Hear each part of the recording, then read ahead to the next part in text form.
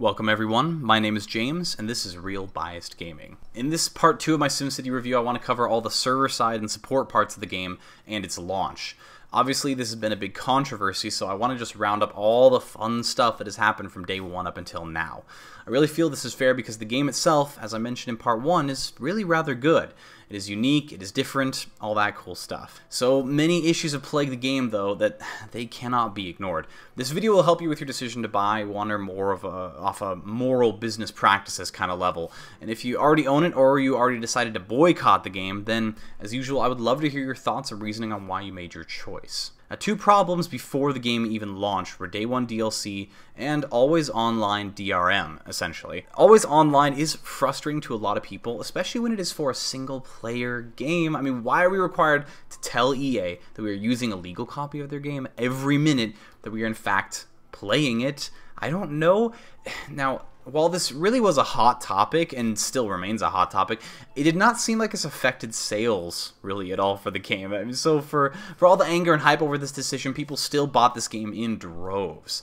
Now, Day 1 DLC also did not seem to stop a lot of people from buying the game, but it actually brought up even more kind of controversial questions. I mean, the Super Deluxe $80 edition of the game included more buildings, specialized utilities, and such for you to create. Now, I'm a guy who really enjoys choices when it comes to how I'm going to fix a problem. SimCity is a game that constantly throws problems at you. This is kind of frustrating when the French city building kit comes with a specialized police building that gives you extra bonuses, and I have to pay extra money to get it.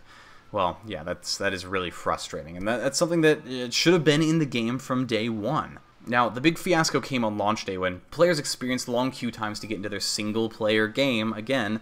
Not only that, but the server load caused instability, and because of this, users actually lost their saves for their cities and could not log back into the towns that they had already created. This actually lasted for several days until the server load was normalized, and they were still patching it even up a week and a half later. From reading forums and news, this was in fact a big swing for a lot of people to not purchase the game. Many gamers were waiting to see what kind of reviews the game got, and when this horrible server mess sprang up, immediately at launch, people decided to just kind of leave the game alone.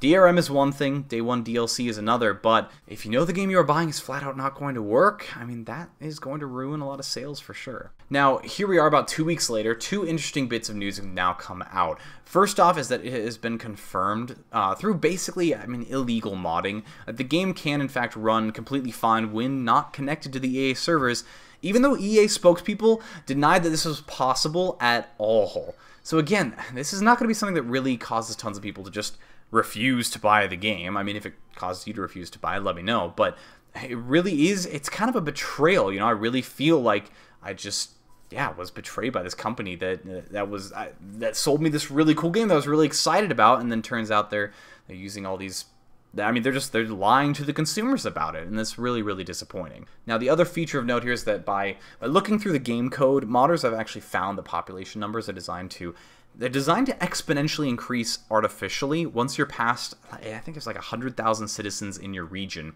Now, what does this have to do with anything? Who cares about increasing your population size? Well, many people have complained about the small map sizes in the game.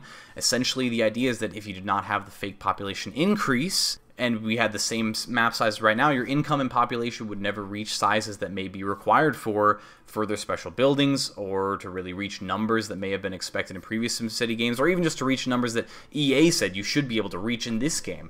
It's just more fodder for the people who want those larger maps for cities, because larger maps mean you wouldn't have to artificially increase the population size. You would just have the space to expand your population naturally. Basically, EA is padding their population numbers and straight up lied about how many people could end up living in your region altogether, how many people you could actually be in charge of at once. So that is all the information available so far. I mean, did you buy SimCity?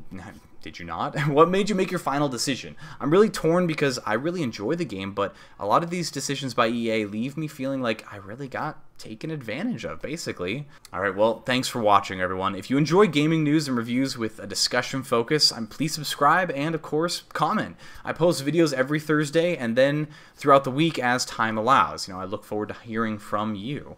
Once again, I'm James, and this is Real Biased Gaming.